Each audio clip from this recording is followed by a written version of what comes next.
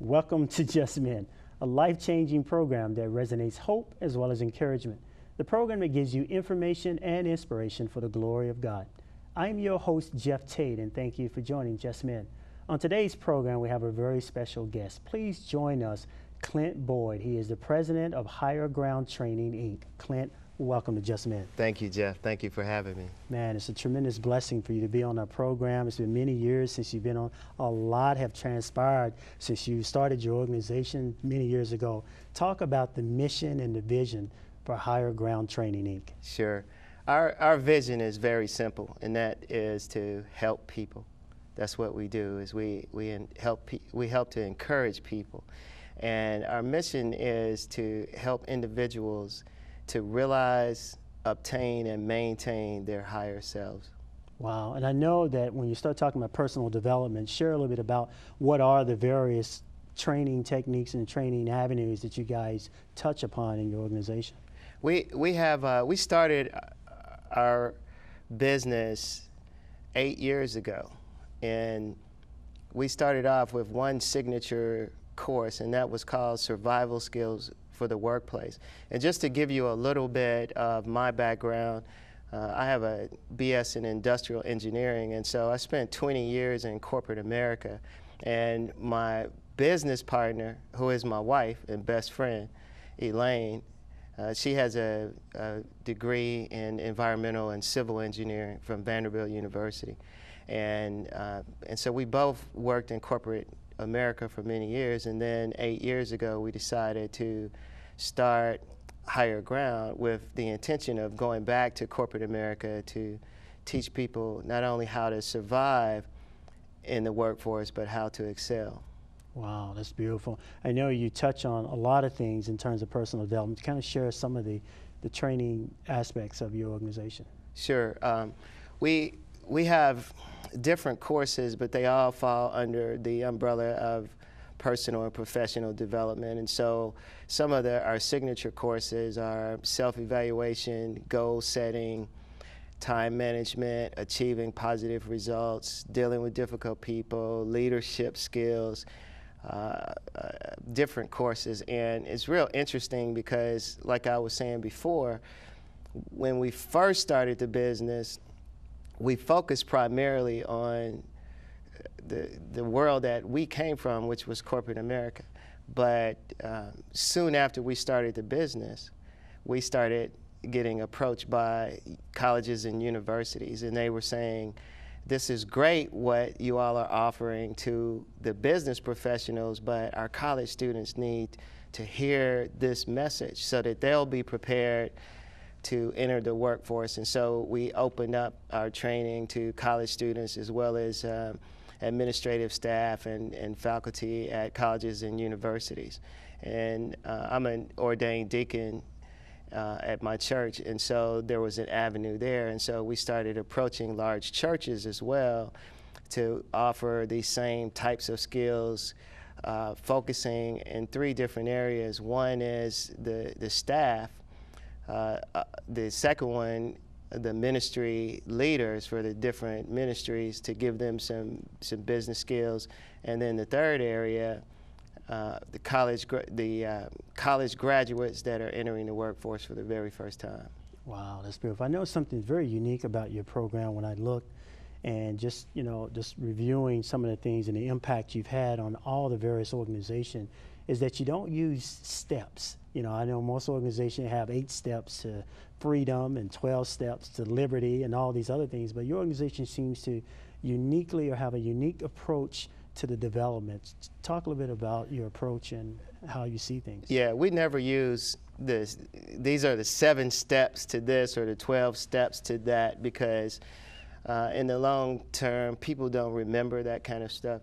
And so what our courses are more centered around are some practical steps that we can help to give people, so that, for instance, if we're teaching a class on organizational skills, it would be like you saying to me, Clint, if I could sit in your class for 2 hours and I just wanted to glean some pearls to help with my organizational skills, what would those 2 or 3 things be. And so these are practical tools and tips that we can give a person so that as soon as they leave that class, they can apply those tips and tools and automatically are more organized, a better leader, better manager of their time, a better team player on their team. Wow. Is there any particular curriculum or training that you get the most requests for in terms of whether it's in personal development or it's, like you said, time management? Absolutely. I think one of the ones that we get the most requests for is a class called Dealing with Difficult People.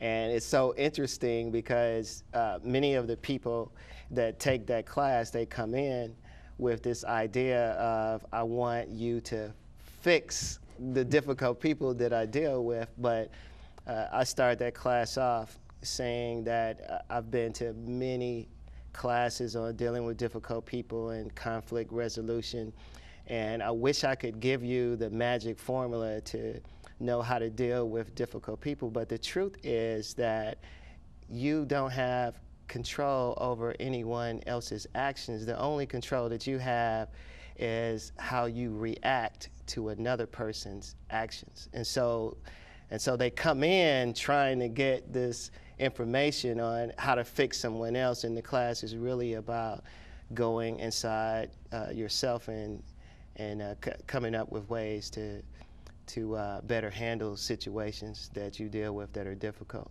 Wow, that's beautiful.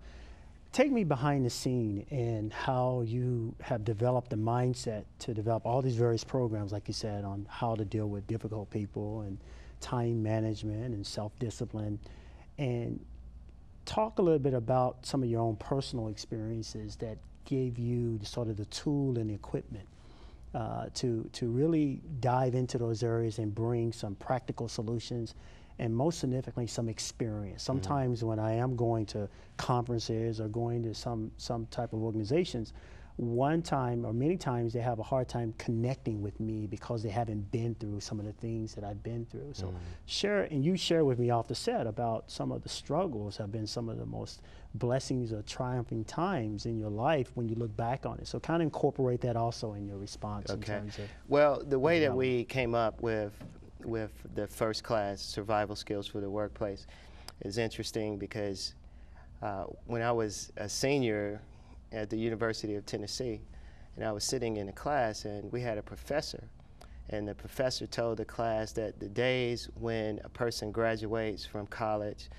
and then works for a company for 35 to 40 years and then retires, those days are over. That the employers are not loyal to the employees, and the employees are not loyal to the employers. And so by the time that you retire, you will have worked at least 4 to 5 different jobs. Wow. And so it's real interesting because the 20 years that I did in corporate America, I worked for 4 different companies. And so when Elaine and I decided to start this business, we started it on this question.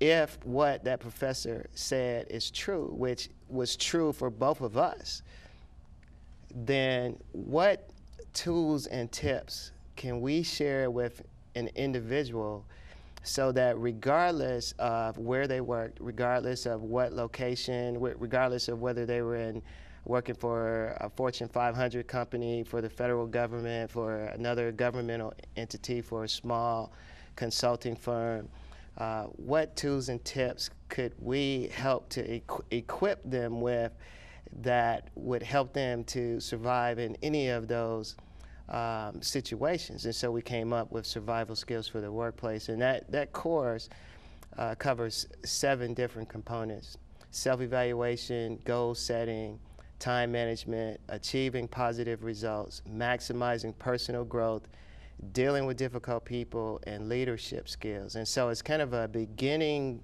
to end of first understanding self and then gaining all of the necessary skills to eventually lead someone else to success. Wow, that's beautiful. Is there a certain amount of time that's needed to incorporate or to capsulize or to I guess embrace these skill sets and going through your program? The typical length of of our classes is 2 hours. And what we did after the first is real interesting. You really have to listen to your customers, because when we first launched our company, we were taking this one-day seminar around, and we were approaching smaller companies at the time. They might have a staff of 30 to 40 people. And so we would approach them with this survival skills course, and then many of them would say, "That's great, Clint, but I cannot afford to shut my business down all day. So if you could just suggest one or two of those, what would it be?" And at the time, this was my baby. I spent the time creating these courses, and so I was like, no, you have to take this precedes this, and you need to take these all together. And so they would say, okay, well, check with me next May. And so after getting turned down a few times, then we realized that we had to give our customers what they were calling for. And so what we eventually did was we took each one of those training courses and we pulled them out and made them their own individual courses that are 2 hours in length. And so we have now like a 2-hour goal setting class, a 2-hour empowerment class, a 2-hour teamwork class. And we have found that 2 hours is the perfect length, because it's long enough to facilitate group discussion. You can have some theory, practical exercises, but it's short enough for the busy business professional that wants to come in, get a few tools and tips on a particular subject, and then get back to work. Wow, man, that's beautiful. Now it's time for me to shift gears on you and go to the level of you as the man behind your organization, and talk a little bit about your faith, your family, and friends. I want to dive into those areas, and particularly starting with the foundation of who you are as a man dealing with your faith. Share with me in that development of your faith and what has been. This is one of my key questions I generally ask men who has such a powerful organization like yourself, is what has been one of the greatest testing of your faith? The greatest test has been building a business from the ground up, which it's been incredible in every sense of the word incredible. It's been incredibly liberating. It's been incredibly stressful at times. And over the course of the last 8 years, we've gone through some serious feast and famine seasons, and it's in those famine seasons, those are the times where your faith is tested, but that's your greatest opportunity to really grow your faith muscles. And so those are the things that the challenge is. It's like all of the things that we ask God to deliver us from. Lord, if you please just don't allow me to have to go through this. And then we start bargaining. Then I'll visit the homeless, and I'll visit the sick every Saturday. And we start making all of these deals with God, and it's like God just smiles at us, and it's His will to take us through what He thinks that we need to become better people.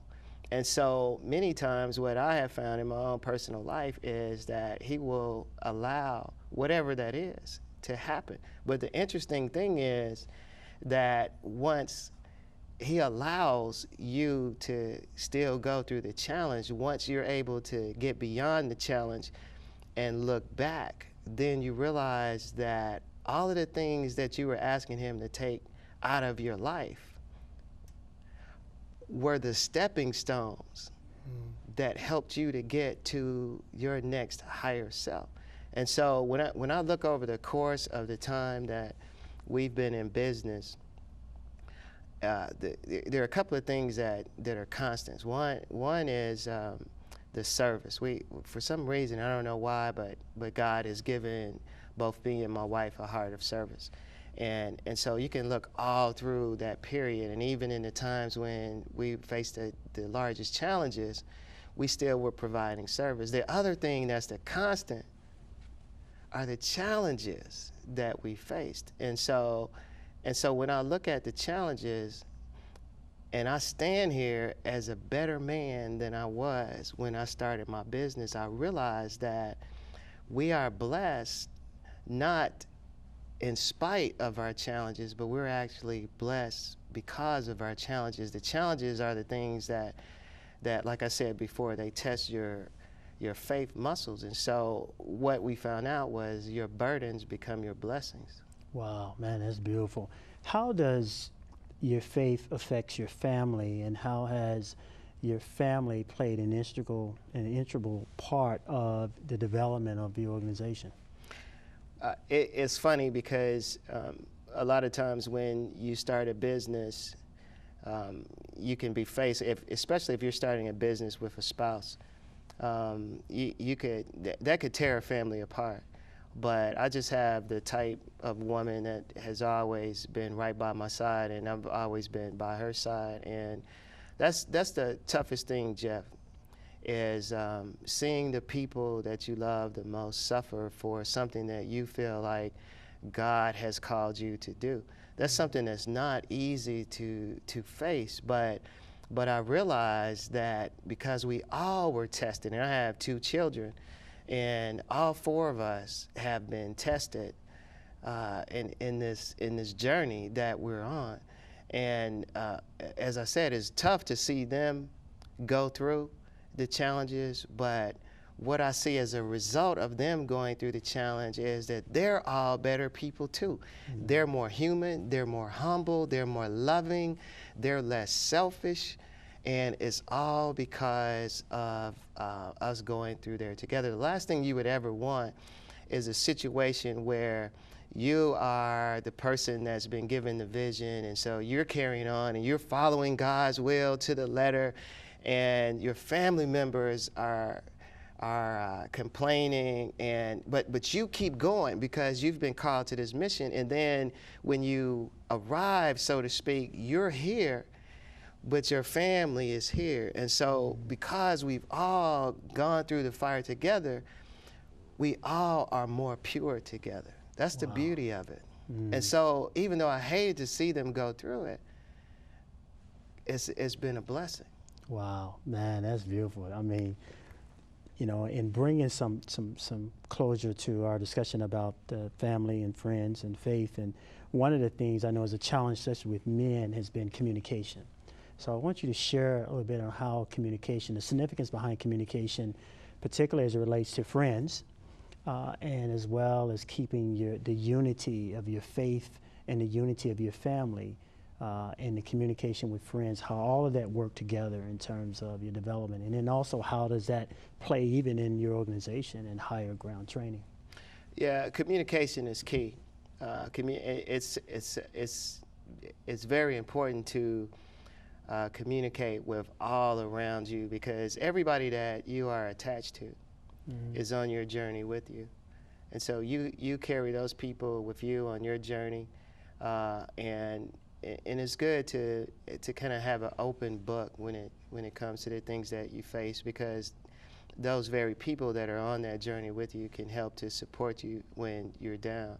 And so if you're hoarding everything, then it has a tendency to eat you up like a cancer on the inside. But when you are an open book, and you allow the people that you love and the people that you know that love you, if you'll communicate with them, then when you are tapped out, then that's when they tag team and give you the strength. It's like the business that we're in is we motivate other people, and so we're constantly giving.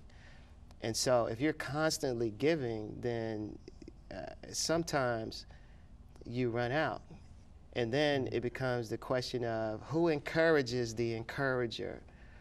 And so it's at those times when I have felt the lowest, when I'm questioning, okay, God, what are you doing here? I'm helping everybody else. What about me? You know, those are the times when someone like my wife will come in and say, hey, keep getting up, keep going toward it. And that's very important. It's like I share everything with my kids. You know, I'll tell them about the business that I'm going after, and when that check comes in and I'm driving them home, I'll pass the check back there and show them. Yeah, And so it's like good. it's like when you communicate with people, it's like especially with your children, what you're doing is you're planting seeds in your children, and so it's very important for them to be aware of what you're going through, the good and the bad, because what you're doing is you are giving them something that they can hold on to, so that when they're faced with challenges, then they'll have the fortitude to be able to fight on as well. Wow, that's beautiful. How do you balance that in our last moments? How do you balance that with those who you need to sort of stifle your communication or hinder or separate your communication with certain people because they are pulling you away from your goal, your vision? How do you do that? I think it's very important to make your circle spiritual people, people with like mindsets. They don't have to do the same thing that you do. But what's been real encouraging for me is to meet people like you, Jeff. You know, we do different things, but we're on the same team. You know, we're kingdom builders, and you do your thing your way, and I do my thing my way. But there's plenty of room for all of us, and so that's been real encouraging over the years to find other people that are doing their things in their neck of the woods, and the total effect is that we're all trying to lift God's people. But you know, it's important to have naysayers as well, because the naysayers can push you to the next level. Yeah. You know, they can push you to the next level because you're like, okay, I'm gonna, you know, I'm going to prove, it's not necessarily that you're trying to prove them wrong or anything like that, but they can put a little fire in your soul, and it might be the naysayer that pushes you out of bed and makes you make that one extra call in the day more so than sometimes the people who are saying, hey, you're doing a great job. Wow, I tell you, service is so powerful, and I know that Mother Teresa talks about that the fruit of silence was actually faith, and the fruit of faith was peace, and the fruit of peace was love, and the fruit of love was service. And it's amazing how we move into service through love. Love compels us, love constrains us to look beyond ourselves and not place judgment on people, but to empower them. And that's been my greatest tool of empowering them, is love. And that's what your organization has done. It's organizing that love into a goal and a vision. But at the end of the day, it's an expression of God's love to empower them, one, to come into the knowledge of self, to come into their identity of divinity, how great they really are. And so when, as one of my other guests says, every time we have an encounter with another person, that is a spiritual encounter. And we should not take that lightly. And many times I used to say, oh, the naysayers, I got to keep them distance because they are pulling away. But like you said, many times they brought some humility when I've gotten so self-absorbed and ambitious and all these other things. But it made me take a look back and say, Father, are you with me? And I think that's the greatest thing, is the litmus test for me is not necessarily the naysayers, but it is God with me in this process. And then I know that I can love them unconditionally. A lot of those people come in your life, and God is testing your love, testing the power that's inside of you to say, you know, you say you love me, I love you, and I dwell in you, but you say you know me, but if you don't love, then I'm not in you. And so it gets down to, I can, you know, rhetorically say I love God.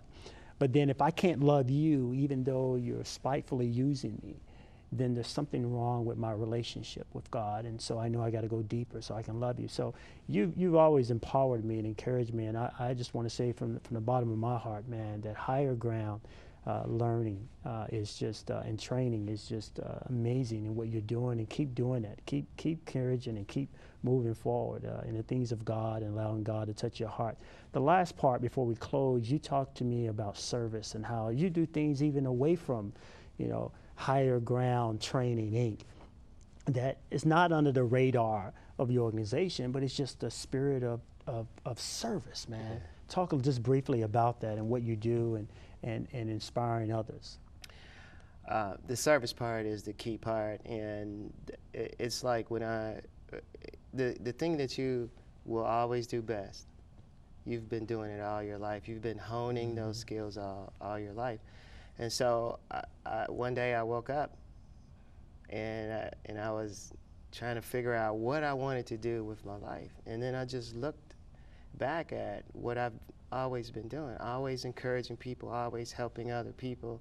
And so what I did with Higher Ground was just really build a shell around the things that I'm passionate about. And one of the things I've been very passionate about over the years is service. My mother has a heart of service. My great-grandmother had a tremendous heart of service. And so those chromosomes have gotten into me. And so I really enjoy reaching out to some of the non-traditional ports of entry into the workplace, like prison ministry, the homeless, the unemployed, the underemployed. It all counts. Wow. It all counts. Man, that is beautiful.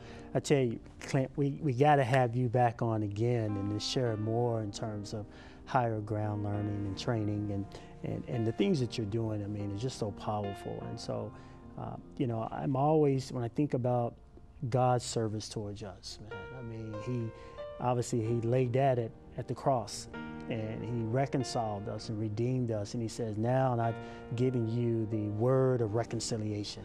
I've given you the ministry of reconciliation. Be ye reconciled unto God, who is the chief servicer. And he says that they are the ones who are great, are the ones who serve. So I say that, man, that you are great in the kingdom of God because of your service. Last word of encouragement for Higher Ground Training, Inc. Thank you. I just want to encourage all of the people who may be watching to get with God and ask him what it is that is his will for your life, and then just stop and listen and hear from him. And then that thing, whatever he's called you to, he's going to empower you to finish it. Wow, man, that's beautiful. Wow. Stay focused, brother. Thank you, brother. Man, thank you, man. Powerful, man. Thank you, That's good word. Good word, man.